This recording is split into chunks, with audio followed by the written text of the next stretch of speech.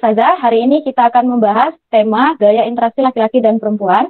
Mungkin akan mengambil dalam sudut pandang sisi psikolognya, seperti itu ya Ustazah. Lalu kemudian akan menyampaikan tips dan trik bagaimana mengenal dan mengetahui gaya interaksi laki-laki dan perempuan, seperti itu. Dan nanti di sesi tanya jawab silakan kepada teman-teman untuk menyiapkan pertanyaan yang akan kita tanyakan kepada narasumber kita pada siang hari ini. Kalau terkendala sinyal, bisa dituliskan di kolom chat, seperti itu ya, teman-teman. Untuk materi akan disampaikan oleh Ustazah Sufianti Arfala, MPD. Waktu dan kesempatan saya persilakan. Saya melihat pada sudut pandang adabnya, gitu ya. Adab interaksi antara laki-laki dan perempuan, gitu ya. Nanti kita bisa diskusi tentang bagaimana tips and tricks tadi ya, gitu ya, berinteraksi, berkomunikasi, gitu ya, antara lawan jenis. Kenapa ini penting gitu dibahas dalam organisasi? Karena laki-laki sama perempuan itu beda banget gitu ya. Jauh sekali berbeda. Sangat berbeda gitu ya. Mulai dari struktur otaknya gitu ya. Nah, itulah yang kemudian mempengaruhi apa-apa yang ada di dalam tubuhnya, apa-apa yang keluar dari dalam tubuhnya gitu ya, termasuk komunikasi gitu ya. Termasuk komunikasi. Nah, penting dalam berorganisasi kenapa? Karena dalam berorganisasi itu maju mundurnya sebuah organisasi, kemudian baik buruknya sebuah organisasi, itu bergantung juga dinamis tidak komunikasinya, gitu ya. Dinamis berarti antara pengurusnya, gitu ya, antara bidang yang satu dengan bidang yang lain, antara pimpinan, antara anggota, gitu ya. Dinamis tidak, gitu. Apakah monoton atau misunderstanding, gitu ya, atau malah komunikasinya buruk, gitu ya. Nah, itu pasti mempengaruhi jalannya sebuah organisasi. Di sini ada 3 adab yang kemudian coba saya kemukakan gitu ya untuk teman-teman sekalian. Kenapa adab gitu ya? Karena adab ini erat sekali kaitannya dengan komunikasi gitu ya. Insya Allah kalau kita sudah memegang erat adab ini, komunikasi kita bisa baik gitu ya, bisa baik, bisa diterima dengan baik gitu ya. Nah, adab yang pertama gitu ya, adab menahan pandangan gitu ya. Adab menahan pandangan maksudnya di sini adalah mengurangi, menahan gitu ya, atau menahan pandangan. Ya. Kenapa adab penting? Karena adab itu apa? Kaitannya dengan kesopanan ya. Kemudian keramahan gitu ya. Nah, ini kenapa kaitannya akhirnya dari komunikasi kemudian ke adab gitu ya. Nah, adab yang pertama itu adab menahan pandangan. Kenapa menahan pandangan ini perlu gitu ya? Karena kita kan komunikasinya antara lawan jenis, antara perempuan dengan laki-laki gitu ya. Nah, ada pandangan-pandangan yang kita itu terbatas, tidak boleh gitu ya, tidak boleh kita lihat gitu ya. Itu memang masalah auratnya gitu ya. Kalau dalam Islam kan jelas ya, aurat laki-laki dari dari pusar ke bawah gitu ya, sampai lutut. Kalau perempuan tuh semua kecuali telapak tangan dan muka, wajah gitu ya. Nah, ini ada menahan pandangan. Ada menahan pandangan ini erat kaitannya tidak bersentuhan, kemudian tidak berdua-duaan gitu ya, kemudian menutup aurat. Penting kenapa? Karena kalau dalam ya tidak hanya dalam organisasi ya, dalam kita interaksi dengan siapapun yang lawan jenis ini perlu dijaga gitu ya, supaya diri kita terjaga, orang lain juga terjaga gitu ya. Kalau dalilnya dalam Quran surat An-Nur ayat 30 sampai 31 itu katakanlah kepada laki-laki yang beriman hendaklah menjaga pandangannya dan memelihara kemaluannya gitu ya, tentang wanita yang beriman gitu ya. Karena itu adalah lebih suci bagi mereka. Sesungguhnya Allah mengetahui apa yang mereka perbuat. Nah, jadi menahan pandangan berarti nggak ngelihat dong, Mbak gitu ya. Menahan itu beda sama nggak ngelihat gitu ya. Kalau menahan tuh kita udah tahu nih, misalnya dia lawan jenis gitu ya. Ya kita nggak mantengin juga ya. Kalau ngobrol kok kayak gini gitu, misalnya gitu ya. Dari matanya atau kita ngeliat sampai bawah gitu. Ya ngomong aja gitu ya. Terus kalau jalan misalnya, nunduk dong. Ya nggak harus nunduk banget juga, ntar nabrak gitu ya. Jadi jalan ya jalan. Tapi kemudian ada hal-hal yang tidak patut untuk kita pandang, tidak patut untuk kita lihat, ya tidak usah dilihat gitu ya. Nah, juga organisasi apalagi kan sekretnya itu sempit ya. Kalau dulu sih sekret KMP itu sempit gitu ya sekretnya. Nggak tahu kalau sekarang mungkin lebih luas ya, karena bangunannya kan sudah lebih banyak ya, sudah lebih besar. Nah, bayangkan kalau kita tidak menahan pandangan gitu, misalnya di lagi rapat atau lagi di sekret yang itu sempit, untuk-untukan gitu ya, maksudnya untuk-untukan itu dekat-dekatan gitu ya, itu akan bahaya gitu ya kalau kita tidak bisa menahan diri kita, menahan pandangan kita gitu ya. Selanjutnya ada pakem gitu ya, ada pakem yang perlu kita pahami di slide berikutnya, bahwa eh, laki-laki tidak boleh melihat aurat sesama laki-laki, gitu ya. Kemudian perempuan pun tidak boleh melihat aurat sesama perempuan, gitu ya. Dan laki-laki tidak boleh, gitu ya, bersatu bercampur dengan laki-laki lain dalam satu pakaian. Maksudnya selimut ya, bukan satu baju gitu ya, bukan. Dan perempuan pun sama, nggak boleh satu selimut. Gitu. Kenapa gitu ya? Karena itu bisa apa? Menjerumuskan ke hal-hal yang tidak diinginkan. Nah, gitu ya. Kenapa kemudian ada fenomena G, ada fenomena itu salah satunya gitu ya. Bisa jadi karena kebiasaan ini satu selimut gitu. Bayangkan kalau sudah satu selimut itu kan berarti kan gimana tuh ya, dempetan gitu ya. Nah, begitu. Dengan perempuan itu tidak boleh gitu ya. Nah, ini ada menahan pandangan. Kemudian yang selanjutnya adab berbicara gitu ya. Nah, adab mendengar dan berbicara ini 3 hal gitu yang coba saya angkat di sini. Adab menahan pandangan, adab berbicara, dan adab mendengar. Nah, next selanjutnya adab berbicara. Kenapa berbicara dan mendengar ini menjadi hal yang penting gitu ya. Karena berbicara dan mendengar ini kan media komunikasi. Ya, media komunikasi dengan siapapun. Gitu ya. Tidak memandang dia atasan kita, atau senior kita, atau bawahan kita, atau adik kita, atau orang tua kita gitu ya. Berbicara dan mendengar ini penting banget gitu ya. Jangan sampai kita jadi orang yang ngomong, nanti nggak mau ngedenger gitu ya. Atau kita ngedenger, ya tapi nggak pernah ngomong gitu ya. Bingung juga kan orang gitu. Misalnya kita anggota bidang nih, bidang apa kerohanian gitu ya. Pas rapat, ikut rapat, jasadnya ikut rapat gitu ya. Fisiknya ikut rapat, tapi diem aja nggak pernah ngomong gitu. Nggak pernah ngasih pendapat misalnya gitu.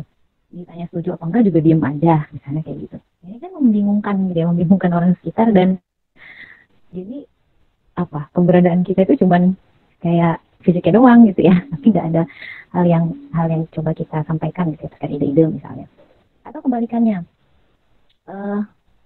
nggak mau ngedenger, jadi ngomong aja gitu ya. Pokoknya apapun idenya, apapun sarannya gitu ya, diomongin dan harus kemudian disetujui oleh forum. Nah, ini juga bahaya gitu. Itu yang bisa merusak keharmonisan dari sebuah organisasi. Jadi mendengar dan berbicara gitu ya, ini harus balance ya, harus seimbang. Jadi ketika ada orang lain yang berbicara, kita mendengar gitu ya. Ketika kita bicara, harapannya mendengar. Nah, seperti itu ya. Jadi slide selanjutnya, Mbak.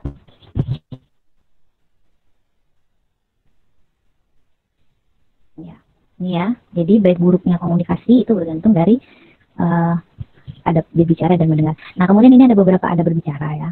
Adab berbicara itu, ya insya Allah ini kan sudah mahasiswa master ya. Insya Allah sudah baik gitu ya. Insya Allah sudah baik dan akan lebih baik gitu ya. Beberapa hal yang perlu kita perhatikan ketika berbicara itu, yang pertama jujur. Ya. Jujur. Jadi apa adanya aja gitu ya. Nggak perlu dibuat-buat gitu ya. Jujur aja gitu. Dalam berorganisasi juga seperti itu gitu ya. Ya jujur aja. Misalnya Mbak atau Mas, maaf saya belum bisa nih rapat gitu ya karena ada tugas ini misalnya gitu ya. Atau nggak bisa jadi panitia di acara ini misalnya gitu ya. Karena pada hari yang sama ada apa misalnya gitu ya, ada sesuatu yang lebih penting gitu ya. Ini jujur. Jadi jangan ditutup-tutupi lah gitu ya, apapun itu. Kemudian berbicara itu dengan jelas, mudah dipahami oleh yang mendengar. Kemudian ungkapan yang sederhana, ya, tidak mencari-cari bahasa yang tinggi. Jangan mentang-mentang kita udah magister gitu ya, jangan mentang-mentang kita sekolahnya tinggi gitu ya. Jadi ketemu sama orang, ngomong itu pakai istilah-istilah yang kita tahu tuh lawan bicara kita tuh nggak ngerti gitu ya. Kayak misalnya kita pakai bahasa asing misalnya gitu ya. Kita pakai bahasa asing yang jelas-jelas lawan bicara kita itu nggak ngerti gitu dengan bahasa asing itu. Semata-mata kita hanya ingin menunjukkan bahwa saya bisa loh pakai bahasa asing kayak gitu ya. Saya bisa pakai bahasa Inggris, misalnya. Saya bisa pakai bahasa Mandarin dan sebagainya gitu. Nah, jadi ada niatan meninggi-ninggikan gitu ya bahasa yang digunakan supaya terlihat lebih cerdas misalnya gitu ya, terlihat lebih intelek gitu ya dengan bahasa yang dipakai. Padahal ya, catatan penting, komunikasi yang baik gitu ya ialah yang orang itu ngerti apa yang kita omongin gitu ya, apa yang kita sampaikan. Terlepas itu mau pakai bahasa isyarat, terlepas itu mau pakai bahasa simbol gitu ya, yang penting sama-sama ngerti gitu ya. Nah, itu nyambung gitu ya. Kayak misalnya, pernah nggak ngalamin kita pakai bahasa cuman kayak gitu, kita tahu kan bahwa itu jam gitu kan. Nah gitu. Jadi komunikasinya bisa lancar gitu ya, walaupun tidak dengan bicara gitu ya. Apalagi kalau bicara gitu ya. Jadi memang harus disesuaikan bahasanya. Ya, kalau misalnya kita bicara di forum, misalnya kita memberikan sambutan nanti jadi ketua panitia misalnya dalam acara KMP, nah itu kan pasti bahasa formal yang kita gunakan, melihat audiens ya, kan pasti ada pejabat kampus di sana gitu ya, ada teman-teman gitu ya, insya Allah mengerti gitu ya jika kita pakai bahasa yang formal, kemudian ada mungkin istilah-istilah asing atau istilah-istilah akademik, itu bisa diterima gitu ya. Kemudian pada berbicara saja itu tidak diulang-ulang ya, kecuali memang kita mau memberikan makna, misalnya dalam rapat, ini kaitannya dengan organisasi ya. Kita mau kasih pendapat, menurut saya begini, gimana kalau acara ini gitu ya kita adakan di gedung ini. Kenapa? Karena gedung ini lebih luas ya, cukup untuk menampung sekian banyak orang sesuai target kita, misalnya gitu. Udah di situ, nggak usah diulang-ulang. Sekali lagi misalnya gitu ya, saya kan tadi udah bilang di gedung ini aja misalnya, jadi diulang-ulang, tapi apa? Sebenarnya orang udah ngerti gitu ya. Nah, kecuali kalau misalnya ada makna-makna yang penting sekali gitu ya, maka kita harus mengulang itu karena forum mungkin tidak mengerti gitu ya dengan apa yang kita sampaikan. Kemudian penekanan maknanya itu belum didapat gitu ya oleh audiens seperti itu, oleh teman kita, oleh lawan bicara kita. Nah, itu boleh diulang gitu ya. Karena kalau diulang-ulang terus juga orang bosan gitu ya. Nah, kemudian berbicara yang baik atau diam. Gitu ya. Kalau ada pepatah bilang diam itu emas. Ya sebenarnya benar-benar juga, tapi menurut saya ya pribadi ya nggak 100% benar juga gitu ya. Kalau misalnya kita melihat kemaksiatan, kita melihat sesuatu yang salah, ya nggak boleh diam juga gitu kan. Jadi diam itu emas mungkin untuk hal-hal yang pada tempatnya ya. Jadi berbicara yang baik atau diam. Kalau misalnya kita biasanya nih kejadiannya kalau mubes gitu ya, atau rapat untuk acara besar gitu ya, atau hal remeh-temeh lagi ngumpul di sekret misalnya gitu. Ini banyak nih gitu ya. Kadang caci maki keluar gitu ya kalau mubes. Walaupun udah magister gitu ya, kadang masih loh keluar gitu. Bahasa-bahasa yang kasar gitu ya, bahasa-bahasa yang kotor gitu. Nah, ini yang harus kita hilangkan gitu ya. Bahasa yang tidak baik, berbicara yang tidak baik gitu ya. Bahasa yang kotor ya, bahasanya seperti itu. Lebih baik kita diam, tidak usah berdebat gitu ya, tidak usah berdebat. Ada waktunya kita akan berbicara, dan bicaranya itu memang dibutuhkan gitu ya di forum itu, entah itu ide kita gitu ya, atau kemudian interupsi dari kita gitu ya.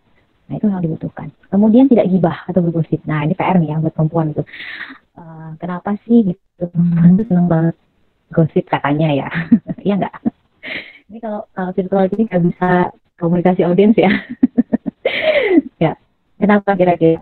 Kenapa Mbak Uci? Kenapa perempuan itu identik dengan gibah atau gosip? Mungkin Yang bisa jawab? supaya dapat bahan bicara kali ya Ustazah. Bicara. Ya, karena kita perempuan gitu ya, qadarullahnya kemampuan bahasa kita itu lebih tinggi daripada laki-laki. Kita sehari bisa 20.000 kata. 20.000 kata itu banyak loh. Ada nggak yang pernah ngitung? 20.000 kata.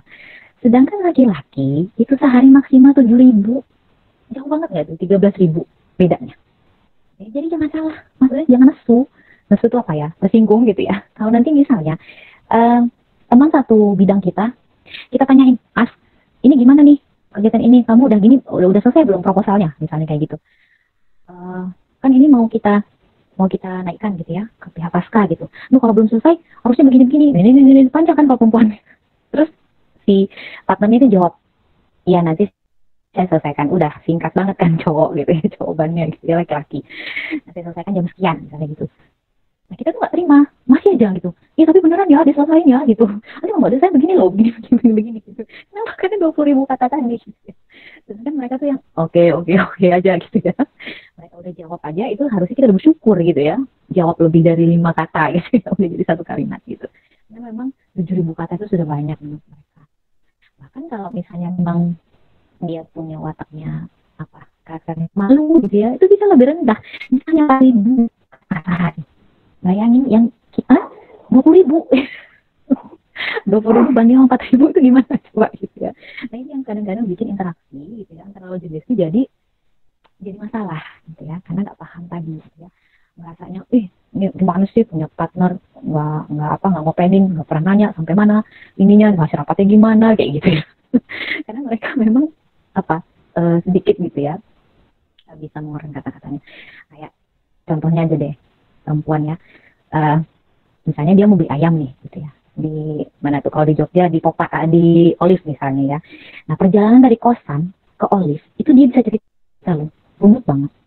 Dia ketemu siapa aja, misalnya sandung batu gitu ya, ada kucingnya warna apa, bagus cerita sampai Olive gitu ya. Kalau lagi kan nggak, berangkat beli Olive pulang gitu ya, tanpa dia bisa menceritakan apa-apa yang terjadi di sekitarnya gitu. Nah, kenapa kemudian perempuan identik dengan gosip gitu ya, gibah. Sebenarnya itu yang kita syukuri adalah karena kita perbanyak banyak ya, tapi gosip dan gibah ini yang perlu kita hindari gitu ya. Kenapa juga identik dengan perempuan? Karena perempuan itu secara komunikasi, secara fitrahnya gitu ya, suka akan hubungan kayak gitu, suka akan hubungan. Kenapa perempuan banyak ngegeng? Dulu ada yang punya geng waktu SMP, SMA, nah cowok pasti punya semua gitu ya. Kenapa? Suka hubungan, punya hubungan erat ya. Satu geng orang, namanya apa? Four Angel misalnya, zaman-zaman SMP SD dulu ya. Suka hubungan gitu kan. Kalau laki-laki enggak, mereka sukanya benda gitu ya, sukanya benda. Nah, jadi makanya kenapa kalau laki-laki ngumpul gitu ya, teman-teman kita yang pria-pria itu berkumpul, mereka akan membicarakan benda. Nah, misalnya di sekret aja, kita perhatiin aja yang laki-laki, jarang dia ngomong hubungan. Ngomongnya, oh laptop baru nih, ini speknya begini loh. Coba ada nggak perempuan yang kayak gitu? Jarang. Jarang. Kalau ketemu gimana? Oh iya gini. Pasti ngomongin ya orang lain gitu ya, yang ada hubungan satu sama lain dengan si temennya ini gitu ya. Tadi aku ketemu ini loh kayak gitu. Iya, tadi dia begini. Nggak ada cowok yang begitu. Kalau misalnya ada cowok yang begitu agak ngeri juga. Itu nggak cowok banget berarti gitu ya. Gitu. Nah itu ya, kenapa identik dengan perempuan itu suka bergosip atau gibah gitu ya. Nah juga jangan ya gitu ya, karena itu seperti memakan bangkai saudaranya gitu ya, yang kita jaga. Kemudian ada hal-hal yang perlu kita jaga gitu ya dalam berbicara gitu ya. Setiap pembicaraan kita itu selalu membawa unsur perintah berbuat baik gitu ya, mengajak kepada kebaikan. Apalagi ini kan bidang kerohanian yang identik dengan keagamaan ya, religi gitu ya. Kalau nggak salah nih ya, kalau misalnya sama nih ya, kalau zaman Mbak itu kerohanian itu membawahi semua agama ya, nggak hanya Islam ya. Ada Islam, ada Kristen Protestan, ada Kristen Katolik, ada Buddha, ada Hindu waktu itu gitu ya. Atau sekarang mungkin nggak jauh beda ya. Tuh. Jadi setiap pembicaraan kita itu selalu membawa unsur perintah kebaikan, ajakan sebenarnya gitu. Misalnya kalau yang Muslim, yuk sholat ke masjid yuk gitu. Yuk makan yuk. Kalau yang Muslim kan gereja atau kemana gitu ya, ke tempat ibadahnya gitu. Pokoknya mengajak kepada kebaikan gitu ya. Kemudian yang kedua, meninggalkan pembicaraan yang bukan kepentingan kita. Nah ini nih kadang-kadang PR juga nih, ada orang lagi ngomong nih, nimbrung, padahal dia nggak punya kepentingan di situ, nggak punya kepentingan, nggak diajak ngobrol bareng, nggak diajak satu forum, tapi mau ikutan kayak gitu. Nah ini juga yang harus dihindari. Kenapa? Karena nanti orang jadi risih, kan bukan urusan kita juga ya. Jadi tinggalkan hal-hal yang begitu. Kemudian menjauhi ucapan yang sia-sia dan tidak bermanfaat. Ini kaitannya tadi ya, bicara yang baik gitu ya, bukan bicara yang kotor. Seperti itu. Balik lagi Mbak. Nah kemudian bersabar saat berdialog dengan orang-orang yang jahil ya, atau bodoh. Nah jadi kaitannya erat dengan menjauhi perdebatan. Kalau kita udah tahu nih, itu orang sebenarnya out of context ngomongnya gitu ya, terus pakai bahasa kasar, kemudian kita tahu dia tuh sebenarnya nggak tahu apa-apa tentang permasalahan itu, tapi ikut nimbrung aja tadi gitu ya, itu mau diladenin gitu ya, masa diladenin, sabar aja kita gitu, sabar aja dengan kondisi itu bahwa oh ya udah, mungkin dia memang senang aja kali gitu ya gabung sama kita gitu ya, tapi nggak usah diladenin, jangan sampai itu yang memicu kita untuk emosi juga gitu ya. Seperti itu yang perlu kita jaga. Menjauhi perdebatan ini penting banget gitu ya di organisasi. Jadi kadang hal-hal kecil, karena tadi ya bedanya otak kita perempuan dengan laki-laki itu beda banget gitu ya, pun pembagian otaknya beda, jadi semuanya itu beda gitu ya. Kalau kita perempuan tuh kan apa? Emosi ya, lebih banyak emosi. 99, kalau di otaknya dibagi dua gitu ya, bagi dua seperti ini. 99 itu emosi, satu itu pikiran. Ya. Oh, laki-laki itu kebalikannya. 99 itu pikirannya, logisnya. Satunya itu emosinya, gitu ya. Nah, bayangin gitu. Bedanya itu luar biasa signifikan. Tapi kita nggak harus berdebat soal itu, kan memang itu sudah fitrah. Qadarullah, pemberian Allah, pemberian Tuhan itu memang seperti itu, pasti ada maknanya, pasti ada maksudnya, gitu ya. Gitu. Nah, eh, kemudian yang selanjutnya setelah adab berbicara itu ada adab mendengar. Nah, next Mbak, adab mendengar. Jadi yang pertama diam dan mendengarkan sehingga ucapan kita tidak bercampur baur. Gitu ya, akhirnya jadi sulit dipahami. Jadi antusias, ketika ada orang yang ngomong, kita antusias. Gitu ya. Kelihatan antusias, dan memang antusias bukan kelihatan ya. Jadi antusias, diperhatiin gitu ya omongannya. Kan tapi tadi suruh nahan pandangan Mbak gitu. Nahan pandangan itu kan nggak harus apa ngeliatin gitu kan gitu. Walaupun kita nggak sekali-sekali pembicara ya nggak apa-apa gitu. Kan bukan harus nunduk pada misalnya gitu kalau kita interaksi sama teman yang laki-laki gitu ya, sekali-sekali iya untuk ketegasan gitu ya, kayak misalnya gimana nih Mbak, pembicara belum fix gitu, ada rekomendasi nggak, terus kita bilang oh saya ada nih rekomendasi, nah itu seperti itu boleh gitu ya, nggak masalah, karena kan menahan pandangan tuh maksudnya tuh kita menghindari hal-hal yang mengarah kepada maksiat gitu ya. Jadi kalau misalnya memang kita kita tahu gitu ya ketika kita bicara itu tidak akan ada maksiat yang terjadi, ya nggak apa-apa gitu ya. Kemudian yang kedua, adab mendengar itu tidak memenggal ucapan orang lain. Itu nanti teman kita, entah satu bidang, entah beda bidang. Karena ini kan hetero ya, dari seluruh Indonesia loh, gitu ya, yang ada di KMT itu.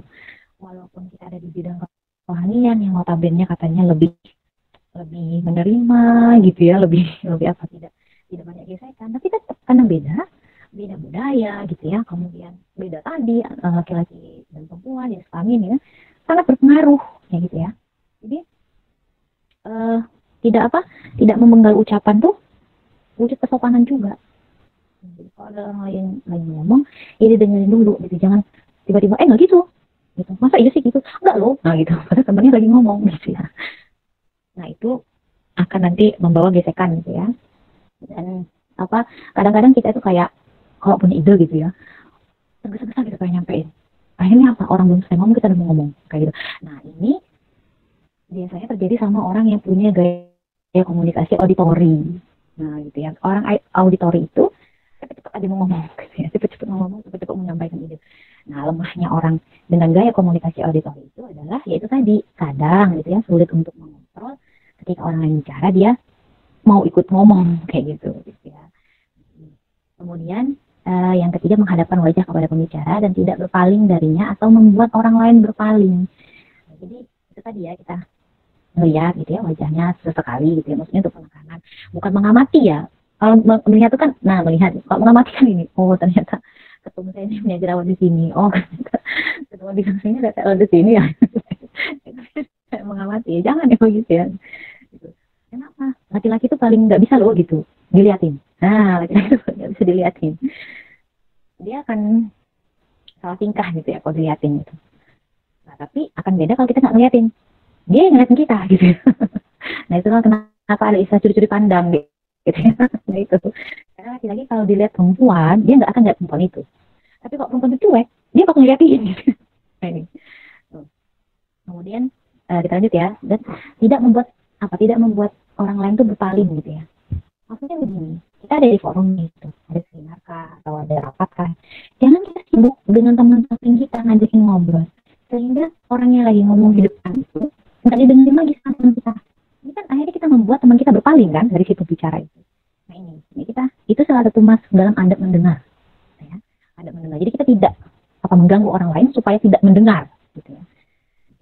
Kemudian tidak menampakkan sikap berbeda meskipun kita sudah lebih tahu. Nah misalnya kita udah lebih tahu nih, atau di sini misalnya ada yang psikolog klinis, misalnya ada yang psikolog murni, atau ada yang sudah kepatihan segala macam, lebih tahu nih daripada pembicaranya, jadi nggak mau dengerin kayak gitu ya, atau lebih tahu nih daripada ustadznya misalnya gitu, nggak mau dengerin. Nah ini juga salah gitu ya keliru. Jadi tetap ada ini kita mendengar. Karena apa? pasti gitu ya, insya Allah ada hal-hal baru yang kemudian kita dapat. Walaupun kita satu rumpun ilmu misalnya, kan kita kadang tidak ada kebaharuan gitu ya dalam ilmu. Nah kalau misalnya kita sering ikut seminar, ikut kajian segala macam, itu kan ada hal baru gitu yang insya Allah kita dapat. Gitu. Kemudian tidak menampakkan bahwa kita itu orang yang lebih mampu gitu ya, lebih alim, lebih bisa daripada pembicara gitu ya. Kalau misalnya lagi rapat, ini misalnya ketua pelaksanaan ini gimana sih, kok kayaknya apa ya, nggak bisa nih ngatur anggotanya kayak gitu, rapat aja banyak yang nggak datang misalnya gitu, apalah gunanya misalnya gitu ya. Jadi pas dia ngomong malah nyela gitu, ya gimana nih Pak Ketua, disuruh datang dulu dong pesertanya kayak gitu ya. Apa nggak bisa jadi ketua pelaksana gitu ya kayak gitu. Jadi ada apa di dalamnya itu ada merendahkan, akhirnya ada merendahkan. Karena apa? Kita tidak menampak apa? Karena kita menampakkan bahwa kita yang lebih bisa, gitu ya. Kita yang lebih bisa daripada si orang itu. Nah, gitu ya. Nah, kemudian ini insya Allah sudah selesai ya tentang adab. Nah, ada sedikit hal yang mungkin tidak ada di slide ya, tapi coba Mbak sampaikan, saya sampaikan bahwa perempuan dan laki-laki itu sangat berbeda. Gitu ya. Sangat berbeda. Itu kenapa ada sampai buku Mars dan Venus gitu ya. Karena memang sangat beda. Kita perempuan gitu ya, punya apa nih, corpus callosum. Jadi di otak kita itu di tengah ini ada namanya corpus callosum. Kita itu lebih tebal gitu ya, daripada laki-laki. Tebalnya itu 30% lebih tebal. Itulah kenapa kita multitasking. Kita bisa misalnya ya sambil dengar kajian kayak gini, sambil ngetik, sambil apa, kayak Mbak nih sambil ngomong anak, sambil apa gitu ya. Bisa gitu perempuan. Kalau laki-laki nggak bisa, karena corpus callosumnya itu lebih tipis, gitu ya. Corpus callosumnya lebih tipis, sehingga apa? Otak kirinya kerja sendiri, otak kanannya kerja sendiri, nggak bisa bareng. Nah, makanya nanti jangan marah-marah, misalnya teman satu bidang kita laki-laki gitu, dia sibuk aja ngerjain proposalnya dia gitu aja. Mas, buruan dong edit proposalnya, masa nggak bisa sih?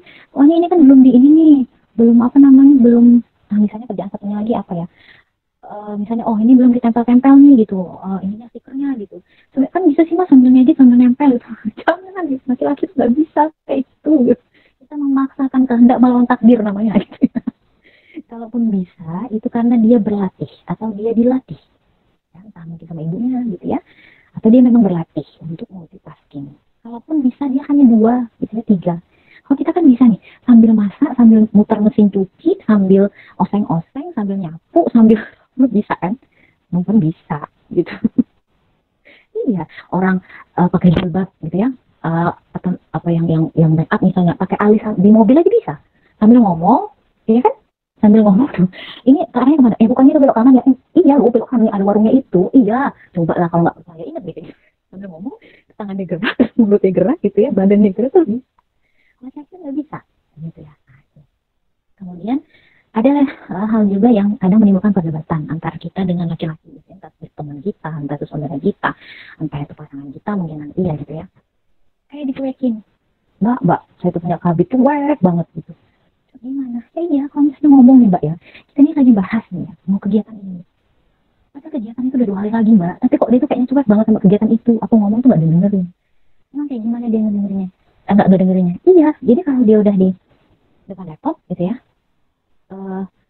dengerin apa saya ngomong, dia jawabnya, oh iya mbak, ya oke, nanti saya selesaikan atau oke, gitu doang gitu. Itu udah syukur gitu. Kenapa? Karena apa? Laki-laki itu ya hanya bisa bertahan sekitar 10 menit untuk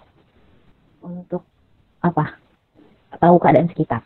Jadi kalau dia udah di depan laptop misalnya atau di depan kerjaannya, itu 10 menit pertama masih bisa tuh jawab kita. Tapi 10 menit, maksudnya setelah 10 menit itu pendengarannya menurun. Nah, itulah kenapa kadang kita sama partner kita, sama kita yang laki-laki itu ngomong harus berulang-ulang.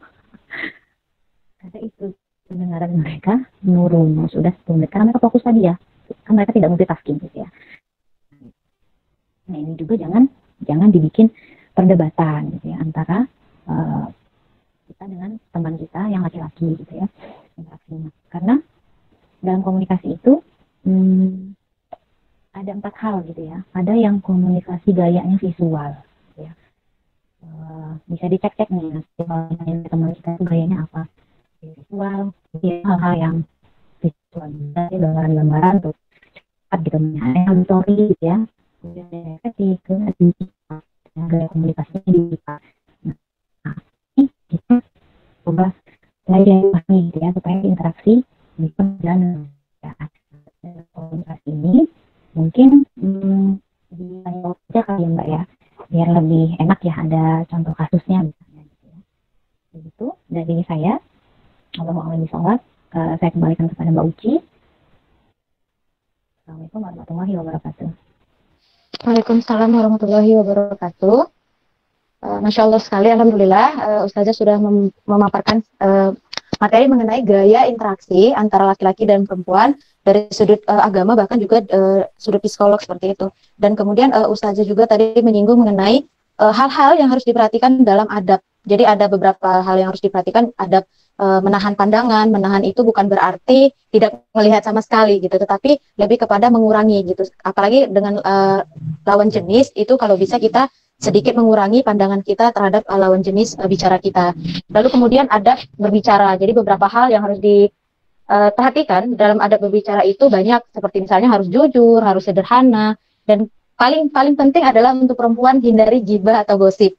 Karena kita tidak bisa hindari, kita tidak bisa pungkiri bahwa perempuan memang tercipta itu dengan 20.000 kata, seperti itu ya Ustazah. Jadi sebanyak itu yang harus yang diberikan kelebihan untuk kita, tetapi bagaimana kelebihan itu kita jadikan sebagai manfaat yang baik, seperti itu, tidak dimanfaatkan dengan cara yang negatif. Lalu perempuan dan laki-laki juga memiliki perbedaan yang sangat signifikan nih ya Ustazah. Dalam hal misalnya kalau perempuan ini lebih kepada multitasking, jadi perempuan bisa lebih fokus banyak hal, sambil ngalis bisa, sambil main handphone bisa, sambil ngomong anak juga bisa. Tapi kalau laki-laki itu memang cenderung fokus terhadap hanya satu titik aja gitu, satu hal. Itu kenapa interaksi kita dengan laki-laki memang lebih cenderung nanti akan menimbulkan perdebatan. Maka hari ini materi kita akan diskusikan sama-sama, tanya bersama dengan Ustazah bagaimana kemudian cara interaksi kita lalu kemudian bisa menghindari perdebatan gitu. Karena memang perbedaan antara laki-laki dan perempuan tersebut seperti itu. Lalu kemudian kita ada mendengar. Nah, ada mendengar ini salah satu poinnya tadi adalah melihat lawan bicara. Bukan berarti selama 1 jam kita melihat terus titiknya gitu, tidak. Tetapi bagaimana cara kita menahan pandangan dan mengurangi pandangan terhadap lawan jenis yang sedang menyampaikan materi mungkin atau sedang berbicara dan sebagainya. Kurang lebih seperti itu ya Ustazah. Terima kasih, Masya Allah sekali penjelasan yang sangat jelas sekali, bahkan juga sebagai reminder untuk kita semua, terutama dalam kajian mengurangi gosip. Dari gosip atau gibah itu paling penting sebenarnya, karena memang untuk saat ini kan itu sederhana tapi masih sangat sulit sekali kita hindari seperti itu. Baik, mungkin teman-teman semua, saudari-saudari saya yang ingin bertanya, silakan aktifkan mikrofonnya atau unmute, atau jika terkendala sinyal boleh tulis di kolom chat pada Google Meet. Silakan untuk teman-teman yang ingin menanyakan kepada Ustazah terkait dengan materi kita pada siang hari ini. Mbak Uci mau tanya. Oh ya, baik, silakan Mbak Ari. Ya, Assalamualaikum Ustazah Sufi.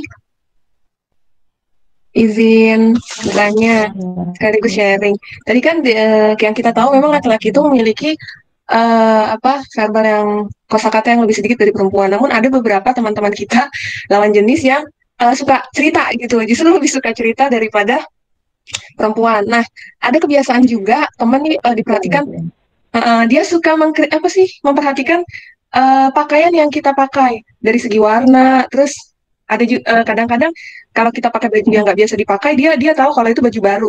Nah, itu berlaku untuk semua teman perempuan gitu, bukan cuma kita aja. Jadi awalnya sih kegeeran, dia perhatian banget ya, ternyata wah semua perempuan digituin. Nah, itu sikap kita gimana ya? Kadang risih ya, maksudnya dia misalnya gini, bajunya baru ya, kemarin perasaan pakai baju bunga-bunga kurang pantas deh, kok dipakai lagi gitu-gitu. Nah, sikap kita dengan lawan jenis yang seperti itu bagaimana? Dan lama-lama tuh agak ngeri ya, maksudnya dia mikir apa ya gitu sih Ustazah, jadi agak parno sendiri. Maksudnya kalau dia seperti itu, selain sikap kita, wajar nggak sih laki-laki suka komentar pakaian kita gitu? biasanya kan perempuan ya kalau suka ngomongin bajunya beli di mana, ih lucu deh atau bagaimana. Nah, tapi tadi Ustazah sih ngomong dia ngomongin benda, apakah karena itu atau justru ini laki-laki yang mungkin berbeda kali ya gitu, dan gimana sih sikap kita. Itu aja Ustazah, Mbak Uci, terima kasih. Baik, terima kasih Mbak Erli untuk pertanyaannya yang berkaitan dengan ini ada lagi nih malah muncul Kak pria yang apa namanya memiliki kosakata yang lebih gitu ya, suka mengomentari bahkan hal-hal yang cenderung tidak harus dikomentari malah dikomentari seperti itu. Nah, jadi pertanyaannya bagaimana sikap kita menghadapi lawan jenis yang seperti itu? Apakah kita harus cuek atau seperti apa seperti itu Ustazah? Ya, memang ada ya gitu beberapa teman-teman pria yang seperti itu. Ya, juga masih ada yang punya yang begitu. Gitu. Padahal malah dia yang lebih matching gitu. Di atas sampai bawah itu lebih matching pakaiannya gitu daripada kita gitu, dari sisi warna. Dia tahu banget tuh. Waktu kuliah juga ada. Jadi yang namanya baby blue warna gitu ya, navy segala macam. Tahu kan? Tahu ya warna-warna yang begitu, tahu biru, biru ya biru gitu. Kalau kita kan baby blue lah, sky blue lah, segala macam gitu ya. Nah, memang ada. Nah, sikap kita gimana gitu? Selalu memang dia tidak hanya memperhatikan kita, gitu ya. Tadi kan tidak hanya memperhatikan kita, ya udah dibiarin aja. Bisa jadi gitu ya, dia itu komunikasinya auditori. Jadi orang auditori itu ngomongnya banyak, gitu. Nah, kalau kita ngomongnya banyak, walaupun dia laki-laki berarti dia 7.000. Kan tadi kan minimal 4.000 ya kata-katanya itu. Dia yang 7.000 atau mungkin lebih lah, lebih sedikit, tapi tidak sampai 20.000 seperti kita gitu ya. Nah, itu aja sudah kita anggap banyak ya, karena dia berbeda kan. Kenapa kita merasa dia berbeda? Karena kita biasa ketemu laki-laki yang 4.000, yang 5.000 gitu. Kata-katanya ketemu dia yang maksimal yang 7.000. Jadi kita merasa dia seperti banyak bicara gitu ya. Ketika kita dibiarkan saja gitu ya, selagi memang dia tidak menggunakan bahasa-bahasa yang misalnya mengarah ke fisik, mengarah ke aurat gitu. Misalnya kemarin kamu pakai gamis yang itu bagus loh, kelihatan bentuk badannya misalnya kayak gitu. Atau kemarin roknya itu lebih bagus, agak sempit, jangan yang model yang lebar-lebar gitu, kamu lebih cocok loh pakai kayak gitu supaya bisa, mohon maaf, pinggulnya lebih kelihatan misalnya kayak gitu. Nah, kalau dia sudah pakai bahasa-bahasa yang begitu, baru kemudian kita ingatkan. Kalau hanya sebatas kamu cocok lo pakai jilbab biru kemarin misalnya kayak gitu, ya udah kita biarkan aja. Itu tidak mengganggu kita gitu ya, tidak mengganggu kita dan apa namanya, tidak membuat kita terlalu risih gitu kan ya, kalau dengan hanya mengamati warna seperti itu. Nah, kaitannya sebenarnya gini, laki-laki itu makhluk visual, Mbak. Dia suka melihat keindahan. Tapi bedanya mungkin yang ini dia mengekspresikan apa yang dia lihat dengan kata-kata. Tapi laki pada umumnya suka keindahan, tapi tidak diekspresikan melalui kata-kata, gitu ya. Atau diekspresikan hanya untuk pasangannya, misalnya kepada istrinya, misalnya gitu ya, atau kepada ibunya, gitu ya, kepada adiknya yang perempuan, misalnya gitu.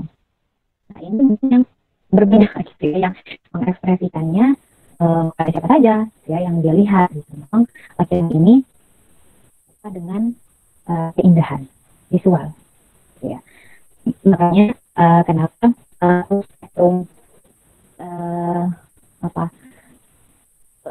soal laki-laki memilih perempuan menjadi pasangannya itu kan ada cantik itu visual nggak?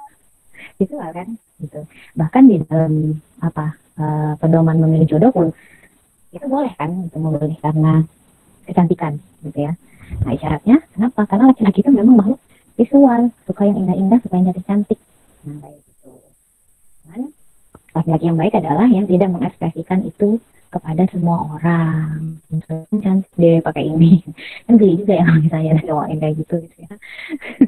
Nah, bisa jadi juga gitu. Kan kita ini kalau alam ya, kalau ini kan secara teori ya, tidak bisa kita masukkan ke dalam kasusnya si Mbak Erli tadi ya. Secara teori kan kita ini punya hormon yang sama sebenarnya. Laki-laki punya hormon testosteron, kita punya estrogen. Kita juga punya testosteron. Mereka juga punya estrogen, tapi kadarnya yang berbeda. Kalau kita perempuan, estrogennya lebih tinggi. Gitu ya. Kalau laki-laki hormon testosteronnya lebih tinggi. Makanya cowok banget gitu, maksudnya ya laki banget gitu ya. Maaf ya, bangun. Ya, bentar ya. Aduh, digendong bentar ya.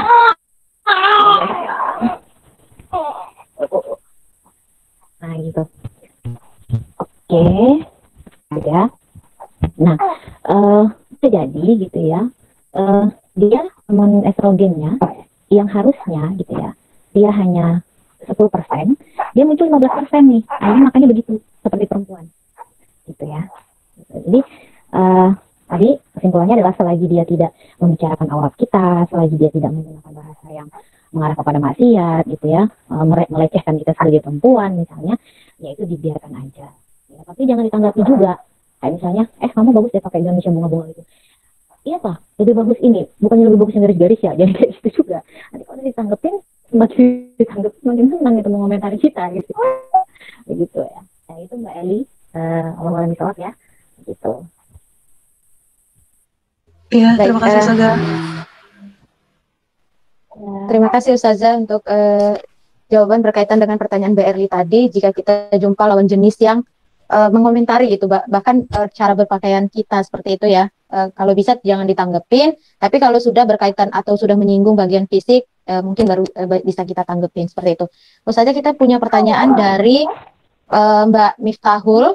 Mbak Miftahul dari jurusan PTK Angkatan 2020. Mbak Miftah bertanya, tadi kan perempuan memiliki kosakata 20.000 nih gitu. Kemudian apakah dampak apabila 20.000 kata dari perempuan tidak diungkapkan?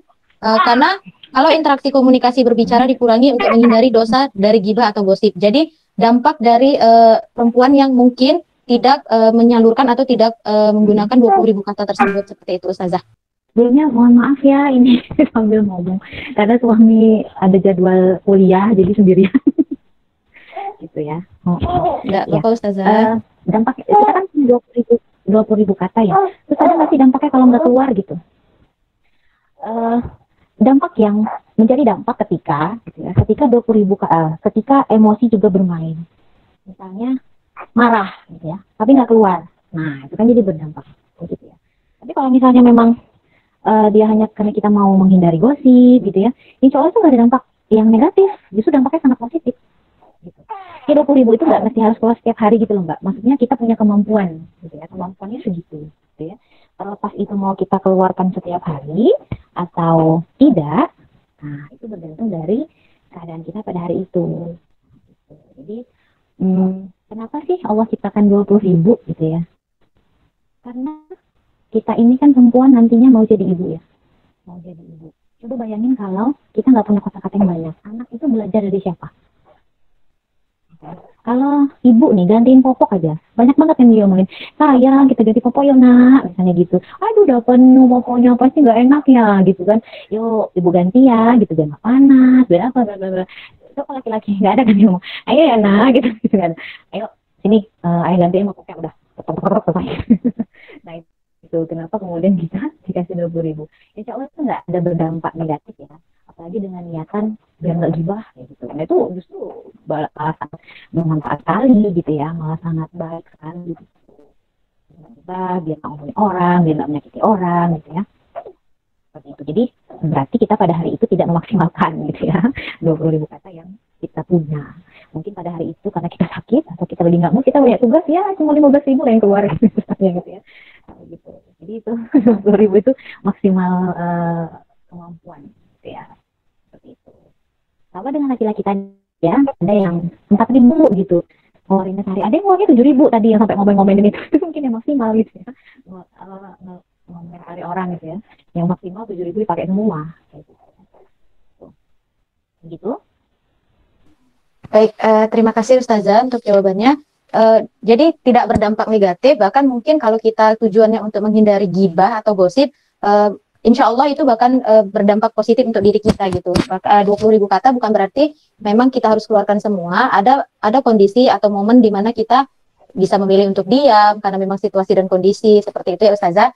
Apalagi terutama untuk menghindari itu 20.000 kemampuan. Iya Ustazah. 20.000 itu kemampuan. Iya. Ya 20.000 itu kemampuan gitu. Jadi sama kayak motor. Motor itu kan bisa berapa? 200 km per jam misalnya kecepatannya gitu ya. Tapi kan kita nggak mungkin di ring road semaksimal itu. Di ring road kita paling berapa? 340 gitu kan. Begitu. Iya sayang. Ya, jadi kita menyesuaikan. Baik, jadi itu kemampuan semaksimal mungkin gitu. Jadi semaksimal dari perempuan ada 20.000 kata. Terus saja Bagaimana Mbak Miftah, cukup ya? Ini ada pertanyaan lagi Ustazah dari saudari kita juga, Mbak Nisrina Azrina. Mbak Nisrina bertanya berkaitan dengan Ustazah, bagaimana menjaga diri sebagai wanita agar tidak mudah baper ketika berinteraksi dengan lawan jenis. ini krusial sekali nih sepertinya. sangat familiar sekali ya. Baik Ustazah, silakan. Biar nggak baper, kita nggak usah ngasih harapan. Gitu. Kenapa kemudian kita baper? Bawa perasaan, karena kita punya harapan sama si lawan jenis itu. Ya nggak? Kalau kita nggak punya harapan apa-apa ke dia, itu biasa aja. Ayo dikoreksi masing-masing diri, ya nggak? Kita mengharapkan dia akan menyambut, membalas WA kita dengan panjang misalnya, dengan kata-kata yang sudah kita harapkan kalau kita muncul, atau ketika ketemu kita mengharapkan dia mengucapkan salam gitu ya, ternyata dia pas ketemu noleh aja enggak gitu, mending noleh aja enggak, dia nggak tahu kita ada di situ gitu ya, akhirnya jadi baper gitu ya. Jadi kita tidak usah menaruh pengharapan kayak gitu ya, kepada lawan jenis itu supaya nggak baper. Iya saya memang lagi ngisi kajian. Tidak menaruh. Kenapa? Berharap pada manusia itu kan kecewa ya. Kalau berharapnya pada Allah itu insya Allah tidak akan pernah kecewa. Jadi gimana biar nggak baper? Jangan naruh harapan. Gitu. Terus satu lagi kadang itu tadi sih berkaitan dengan harapan ya. Kadang perempuan ini kenapa jadi kemudian baper? Karena dia inginnya laki-laki itu meresponnya seperti apa yang dia inginkan. Nah itu juga jadi baper, gitu ya, begitu. Membuat si perempuan ini jadi baper. Atau memang sudah ada perasaan. Nah, sudah ada perasaan ini pasti bawaannya baper. Gitu. Jadi apa aja tingkah polanya si Mr. X itu jadi bikin baper, entah itu sesuai harapan atau tidak, gitu ya. Nah, ini kita jangan mempunyai perasaan kepada si X itu, gitu ya. Jadi nggak boleh nih punya perasaan sama lawan jenis. Ya boleh banget. Itu kan justru tanda normal ya, perempuan tertarik dengan laki-laki. Tapi kita yang harus kemudian mengatur itu, mengatur perasaan, ya, supaya nggak baper. Makanya baper itu kan bisa tercipta dari awalnya cie-cie ya, biasanya cie-cie itu berujung baper biasanya. Nah, jadi tidak usah dibudayakan lah cie-cie itu gitu ya, di sekret atau di mana gitu ya. Kemudian penggunaan emoticon itu hati-hati juga. Sebagai perempuan kita tidak usah lah pakai emoticon gitu ya kalau berinteraksi dengan yang laki-laki gitu ya. Karena misalnya kita emoticonnya senyum misalnya gitu ya, itu laki-laki visual membayangkan kita senyum gitu. Nah kalau udah begitu kan akhirnya kan bisa jadi kita jadi fantasinya gitu ya. Alhamdulillah ya. Nah itu jadi nggak usah pakai emoticon. Tapi kalau misalnya sama saudari kita, tapi sekarang stiker banyak ya gitu ya. Kalau sama saudari kita, sama yang perempuan, kita mau pakai stiker kayak, mau yang lop-lop kayak, mau lop ungu, lop pink, apa segala macam, mau sarange, apa kayak apa gitu ya, mau yang macam-macam itu nggak apa-apa gitu ya, mau berpelukan kayak stikernya itu nggak masalah. Justru itu menguatkan hubungan kita dengan saudari kita. Tapi kalau dengan yang laki-laki nggak usah, gitu ya. Dan kabar gembiranya adalah gitu ya, ketika kita punya mitra, gitu ya, dalam berorganisasi atau dalam bekerja, laki-laki itu lebih suka sama perempuan yang tegas, karena menurutnya perempuan yang tidak merendahkan suara, perempuan yang suaranya itu tinggi, itu lebih cerdas gitu, dibanding dengan perempuan yang misalnya, mas gimana sih, promosionnya belum loh, padahal udah, itu tidak dianggap dia cerdas. Sebenarnya para laki-laki itu malas menanggapi seperti itu. Laki-laki itu lebih suka, mas gimana, ini kan proposnya belum selesai ya, nanti saya selesaikan jam sekian, saya minta tolong masih ngapelin ya. Nah itu lebih dianggap lebih cerdas, lebih profesional gitu ya. Nah begitu. Jadi untuk menghindari baper, jangan berharap. Kalau udah berharap pasti baper. Aduh dia kok lama banget sih nggak balas WA aku, padahal dia online loh gitu. Pasti dia nggak menganggap aku partnernya apa. Karena udah berharap. Gitu ya. Gitu Mbak Mista ya. Jadi jangan menaruh harapan. Terus supaya tidak baper bawa perasaan. Itu kalau misalnya ya karena kan perempuan memang perasaan ya, jadi wajar sih memang. 99-nya perasaan gitu ya, satunya pikiran. Atau contohnya lagi yang bikin baper, lagi jalan nih di lorong misalnya di pasar, dia partner kita nih gitu ya, jalan aja dia lempeng gitu, sampingnya saya nggak lihat tapi ini partnernya gitu, nggak ada buat sama sekali, halo gitu, laki-laki itu pandangannya lurus, dia nggak bisa lihat kiri kanan, jadi kita jangan baper gitu, jadi dia pandangannya lurus, saya di depan itu yang dia lihat, beda sama kita perempuan, misalnya jalan ya di motor, kita bisa kan lihat di sebelah kiri itu ada toko baju, sebelah kanan itu ada toko buah, gitu kan ada ini, atasnya nggak bisa, depan ya lurus aja, lurus malah tujuannya udah gitu. Nah jadi ketika kita mengerti gitu ya perbedaan laki-laki dan perempuan, insya Allah itu nggak ada masalah. Jadi pertama jangan naruh harapan, kemudian pelajari lagi gitu ya bagaimana pola perbedaan, bukan pola, bagaimana perbedaan antara laki-laki dan perempuan itu, insya Allah nggak akan baper. Karena memang beda, mau kita paksain gimana pun gitu kayak gitu. Qadarullah-nya gitu ya, fitrahnya begitu. Baik, alhamdulillah. Terima kasih Ustazah untuk jawaban atas pertanyaan Mbak Nisrina tadi yang berkaitan dengan bagaimana menghindari baper ketika kita melakukan interaksi dengan lawan jenis. Yang pertama itu ya jangan berharap seperti itu. Maksudnya jangan menaruh harapan terutama pada manusia, karena memang satu-satunya yang perlu kita taruh harapan hanya kepada Allah Subhanahu wa taala. Gitu. Itu amat sangat hal yang harus kita lakukan untuk menghindari baper. Bahkan tidak hanya lawan jenis nih. Kita bisa saja baper terhadap sesama ya Ustazah. Misalnya kita interaksi dengan sesama perempuan saja, kita bisa baper, misalnya, apa sih nih, gitu. Jadi kayak terjadi juga nih kesalahpahaman antara si satu dengan yang lainnya, seperti itu. Tidak boleh berharap selain daripada Allah Subhanahu wa taala. Lalu kemudian kedua, melihat perbedaan antara laki-laki dan perempuan, seperti itu.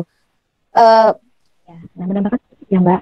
Kalau sesama perempuan bisa baper, bisa tersinggung segala macam, itu mungkin bukan mungkin, itu erat kaitan dengan perbedaan watak, perbedaan karakter, gitu ya. Kalau dengan laki-laki tadi kan jelas beda otak, udah beda otak ya udah ya gitu. Nah kalau dengan perempuan tuh beda watak kayak gitu. Itu juga nggak bisa diubah, nggak ada kepribadian yang salah, nggak ada yang salah. Karena watak itu seperti apa? Seperti batu. Jadi batu tuh bisa nggak diubah bentuknya, kecuali dengan pahatan ya. Jadi apa namanya? Batu itu apa? Jadi watak orang seperti batu yang hanya bisa dibentuk, gitu ya. Bisa dibentuk kemudian tidak bisa diubah tanpa bantuan dibentuk kayak gitu ya. Nah, jadi kalau misalnya kita punya teman yang kita melankolis nih, gitu. Ternyata teman kita itu nangis abis, itu bisa bikin baper. Gitu. Nah begitu juga. Yang benar dengan perempuan juga bisa baper. Baik, terima kasih sekali lagi Ustazah untuk ilmu pada siang hari ini. Sebelum kita tutup, mungkin ada teman-teman satu pertanyaan lagi, mungkin sebelum kita akhiri kegiatan diskusi kita pada siang hari ini, melihat juga waktu sudah pukul 14 lewat ya, setengah 3 lewat. Mungkin kita cukupin saja ya. Baik, mungkin karena teman-teman sudah cukup, sedikit kita ngobrol-ngobrol ringan dulu ya dengan Ustazah. Ustazah gimana keadaannya di sana? Di Taiwan ya Ustazah? Iya. Gimana soal pandemi di sana Ustazah? Ya, alhamdulillah kalau di Taiwan sendiri itu cenderung aman ya Mbak. Aman, maksudnya di sini tidak ada kasus lokal, adanya import kasus. Nah, jadi salah satu yang kemarin itu sempat 4 bulan tidak ada kasus sama sekali, 0 kasus. Jadi tidak ada penambahan, yang ada pengurangan, dan yang meninggal itu tidak lebih dari 5 orang. Gitu ya. Dari 400 yang kena, gitu ya, hampir 500 sekarang ya. Nah, adanya itu yang kasus. Nah, paling banyak adalah berita yang tidak mengenakan itu paling banyak dari Indonesia. Nah, jadi kemarin itu dari 14 orang yang positif, 13 itu adalah orang Indonesia. Kemudian dalam minggu ini jadi 24. Nah, ini makanya akhirnya jadi ketat lagi aturannya. Tadinya kita udah bisa tuh pergi nggak pakai masker gitu ya. Cuman di tempat publik aja yang pakai masker. Kalau cuman kayak kita ke toko gitu nggak pakai masker, ya masih nggak kena denda. Kalau sekarang ini akhirnya balik lagi gitu. Masker, social distancing segala macam. Saya bilang karena pemerintahnya agak ketat ya, jadi penyebarannya itu nggak banyak kayak gitu. Gitu di Taiwan. Sekarang lagi winter, musim dingin, makanya akhirnya jadi waspada juga. Karena kan virus ini di musim dingin lebih cepat ya menyebar gitu ketimbang dengan musim panas kan. Karena kan kalau dia menempel di benda, kemudian benda itu tetap basah, maksudnya karena droplet misalnya tidak kering itu kan bisa gampang gitu ya. Kalau musim panas kan kena matahari, dropletnya kering itu kan udah nggak masalah gitu kan, misalnya droplet dari orang yang positif. Ustazah, saya mungkin sedikit mau bertanya nih berkaitan dengan kalau Taiwan kan soal bahasa itu kan kita sudah berbeda gitu ya Ustazah. Bagaimana kemudian pola interaksi antar kita mungkin dengan masyarakat di sana? Apakah ada perbedaan atau bagaimana gambarannya ya Ustazah? Kalau boleh tahu Ustazah. Boleh. Kalau perbedaan pasti beda ya Mbak. Beda banget, dari bahasa udah jelas ya. Dari penampilan juga beda gitu ya, dari apa penampilan terutama kita yang muslimah ya yang pakai jilbab gitu. Pasti beda. Nah, kalau pola interaksi, nah alhamdulillah berita baiknya Taiwan ini menurut saya pribadi ya good people. Jadi menerima gitu. Enggak rasis. Menerima mereka gitu dengan muslim gitu ya. Bahkan mereka sekarang concern juga untuk makanan halal gitu ya. Walaupun belum banyak ya. Kalau di Taipei sih banyak gitu, tapi kalau di kota-kota selain Taipei itu masih harus mencari lah gitu ya. Gitu, kalau interaksi begitu. Ya namanya kan dikomunikasi kan kadang nggak masih harus verbal ya. Kadang-kadang kalau kita dianya nggak bisa bahasa Inggris gitu ya, kita nggak bisa bahasa Jepun, ya udahlah non verbal. Biasanya mau beli apa tunjuk, tinggal dia bilang, nah, oh oke, kita keluarkan uang gitu, bayar gitu ya. Nah begitu sih. Karena kalau kita di lingkungan yang sekitar kampus misalnya gitu masih enak, pedagang-pedagangnya pun masih ada yang bisa berbahasa Inggris walaupun ya hanya sederhana gitu ya, kayak harga makanan yang dia jual, harga barang yang dia jual gitu.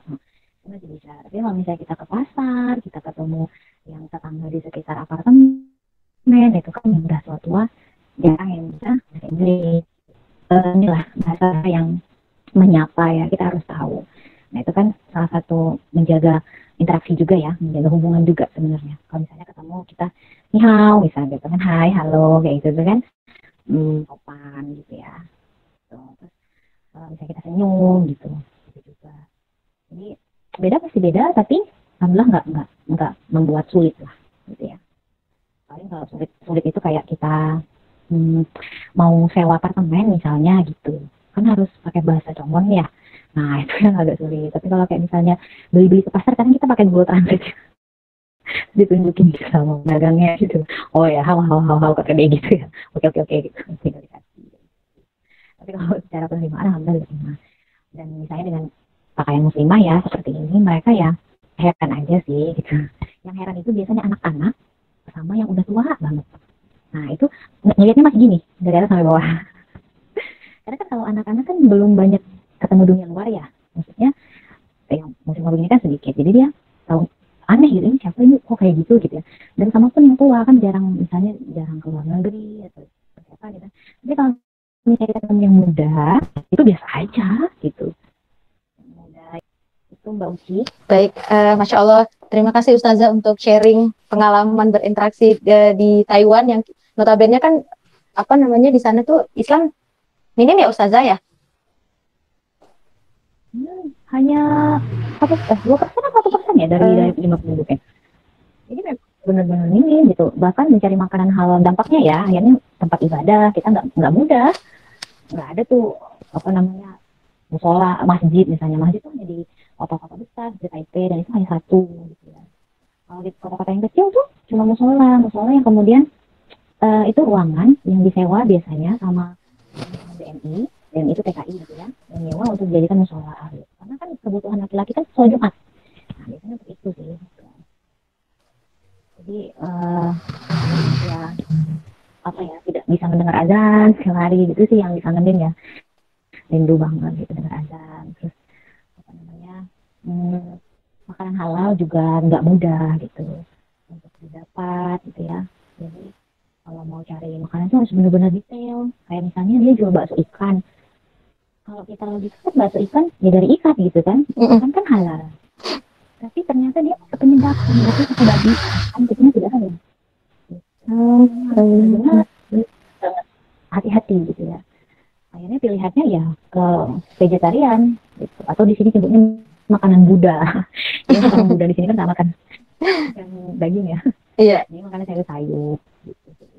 Tapi kan vegetarian juga kita harus hati-hati. Memang mereka tidak makan. Dan ya, mereka tidak makan halal. Tapi kan ada alkohol yang kita muslim itu nggak bisa. Ya. Sedangkan masakan Cina itu kan identik dengan mirin ya. Dengan alkohol. Nah itu juga harus hati-hati. Itu sih. Oke. apa ya, challenge-nya. Tapi kalau kayak penerimaan masyarakat sama di kampus juga alhamdulillah tuh diterima gitu. Ada kayak MSA itu Muslim Student Association gitu ya, itu didukung sama pejabat kampus. Jadi boleh kayak kemarin boleh ngadain sholat Id di kampus boleh gitu ya. Malah mereka excited gitu, mereka tuh kayak nontonin kita sholat Id gitu ya, direkam gitu, kok bisa gitu, satu orang yang mimpin tuh bangun semua gitu ya, terus satu orang yang cuma bilang Allahu Akbar atau ruku gitu ya, amazed gitu mereka. Wah, bisa satu orang deh. Padahal kan kita bukan nurut sama satu orang, tapi memang karena imam gitu ya. Terima kasih sekali lagi kami ucapkan pada Ustazah untuk sharing pengalamannya, juga tadi menyampaikan materi berkaitan dengan gaya interaksi laki-laki dan perempuan. Dan alhamdulillah meskipun tinggal di luar Indonesia, tapi insya Allah dan alhamdulillah sekali masyarakat di sana tidak memandang sinis ya terhadap muslim dan muslimah di sana ya Ustazah. Meskipun memang kekurangan tempat ibadah, lalu kemudian azan dan sebagainya. Semoga Ustazah dan keluarga di sana sehat-sehat, dan terutama juga untuk babynya. Semoga tetap sehat di sana, dan semoga ada waktu ketemu di Jogja Ustazah. Insya Allah teman-teman saudari-saudari di Jogja. Saya belum main nanti ke rumah Mawar ya. Gunung Catur. Baik, semoga kita bisa bersilaturahmi lagi di Jogja maupun via Maya seperti ini insya Allah. Semoga kita juga semua sehat selalu dalam lindungan Allah Subhanahu Wa Taala, Tuhan yang Maha Esa. Sekali lagi kami ucapkan seluruh panitia dan seluruh peserta mengucapkan terima kasih banyak kepada Ustazah Sufianti Al-Fala yang telah memberikan banyak sekali ilmu pada siang hari ini yang berkaitan dengan gaya interaksi laki-laki dan perempuan. Semoga untuk kita bermanfaat dan menjadi amal jariah juga untuk Ustazah. Amin. Saya pribadi dan seluruh saudara panitia mengucapkan mohon maaf jika ada salah-salah kata dan kesalahan teknis, baik kepada pemateri narasumber kita Ustazah Sufianti dan kepada seluruh peserta. Semoga kita dapat bertemu di kegiatan berikutnya. Sebelum saya tutup, terlebih dahulu kita berdoa untuk keberkahan kegiatan kita pada siang hari ini, dan mengucap syukur kepada Allah atas kelancaran yang telah kita dapatkan pada kegiatan siang hari ini. Doa akan dibacakan oleh Mbak Apria ya.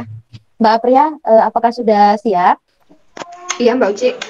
Baik, iya kedengaran Mbak. Alhamdulillah. Ya. Baik, doa akan dibacakan oleh Mbak Apria. Kepada Mbak Apria dipersilahkan.